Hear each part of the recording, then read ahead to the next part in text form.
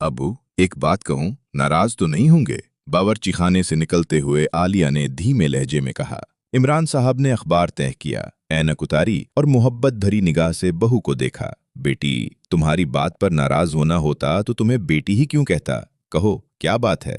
आलिया ने हिचकिचाते हुए मोबाइल आगे बढ़ाया। सुबह से सुभान को 12 फोन किए हैं, एक भी नहीं उठाया। मैसेज भी देख लिया, मगर जवाब देना शायद जरूरी नहीं समझा। इमरान साहब के माथे पर हल्की सी शिकन उभरी। कोई जरूरी काम था? जी अबू, डॉक्टर की लिखी हुई दवा खत्म हो गई है। आज रात की खुराक भी नहीं बची, सोचा था वापसी पर लेते आएंगे। इमरान साहब ने गहरा सांस लिया। ठीक है, आने दो इसे। शाम ढुली तो दरवाजा खुला। सुभान अंदर आया। सरकारी महकमे में इंजीनियर था। साथ उसका पुराना दोस्त हारिस भी था, जो बरसों बाद मिला था। जूते उतार ही रहा था कि अंदर से गूंजती हुई आवाज आई, सुभान, जरा इधर आओ। लहजा ऊंचा जरूर था, मगर उसमें वही गर्मी थी जो सिर्फ अपनों के हिस्से में आती है। सुभान समझ गया, मामला कुछ ठीक नहीं। जी अब्बू, इमरान साहब ने सीधा सवाल किया। ये मोबाइल सिर्फ जेब का वजन बढ़ाने के लिए रखा है। अब्बू, एक मीटिंग में था। बात अभी पूरी भी न हुई थी कि इमरान साहब ने हाथ में पकड़ा हुआ तौलिया उसके कंधे पर हल्के से मारा।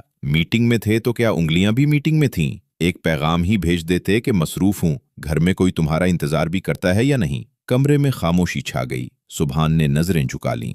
गलती हो गई अब्बू, इमरान साहब ने कदरे नर्म लहजे में कहा।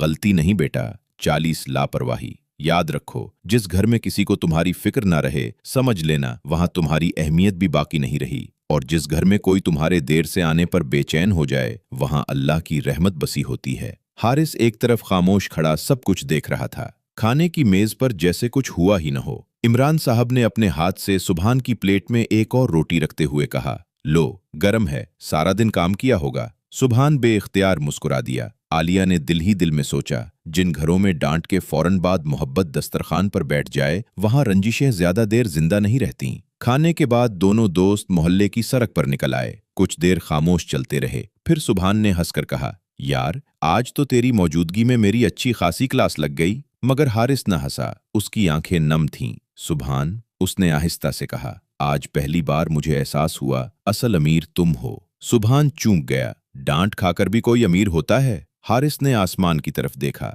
हाँ, क्योंकि तुम्हारे घर में आज भी वो शख्स मौजूद है जिसे तुम्हें डांटने का हक हासिल है। चंद लम्हे खामोशी रही। फिर वो बोला, मैं 10 बरस का था। अब्बू हर बात पर टोक देते थे, बेटा देर से मत आना, सबक पढ़ लिया, खाना खा लिया। उस वक्त लगता था कि मेरे अब्बू दुनिया के सख्त तरीन आदमी हैं। मैं अक्सर दिल ही दिल में कहता, काश जल्दी बड़ा हो जाऊं, फिर कोई मुझे कुछ नहीं कहेगा। लेकिन इंसान की ख्वाहिशें भी अजीब होती हैं। जो नेमत पास हो उसकी कदर नहीं करता। उसने एक ठंडी आ भरी। कॉलेज के पहले साल अब्बू को दिल का दौरा पड़ा। इस सुबह उन्होंने सिर्फ इतना कहा था, हारिस, एक कप चाय बना दो बेटा। मैं मोबाइल में मसरूफ था। मैंने जवाब दिया, अभी नहीं अबू। 5 मिनट बाद हाँ। हारिस खामोश हो गया। फिर बमुश्किल बोला, वो 5 मिनट आज तक वापस नहीं आए। सुभान के कदम रख गए। हारिस की आवाज भर्रा गई। इस दिन के बाद किसी ने नहीं पूछा कि कहाँ जा रहे हो। किसी ने नहीं डांटा कि देर क्यों हुई। किसी ने दरवाजे पर खड़े होकर इंतजार नहीं किया। तब समझ आया, बाप रोकने के लिए नहीं ठोकता, संभालने के लिए टोकता है। और जिस सर पर बाप का हाथ हो, वो उम्र भर यतीम नहीं होता। रात गए। सुभान खामोशी से अपने वालिद के कमरे में गया। इमरान साहब तस्बीह हाथ में लिए कुरान पाक की तलावत कर रहे थे। आओ बेटा।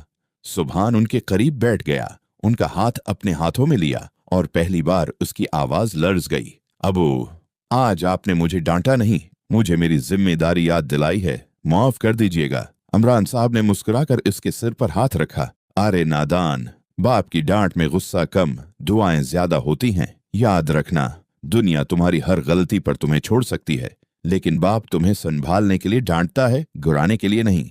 ये सुनकर सुभान बच्चों की तरह उनके गले लग गया। इमरान साहब ने उसकी पेशानी चूमते हुए धीरे से कहा, बेटा, जब तक बाप जिंदा होता है, बेटा कभी मुकम्मल बड़ा नहीं होता।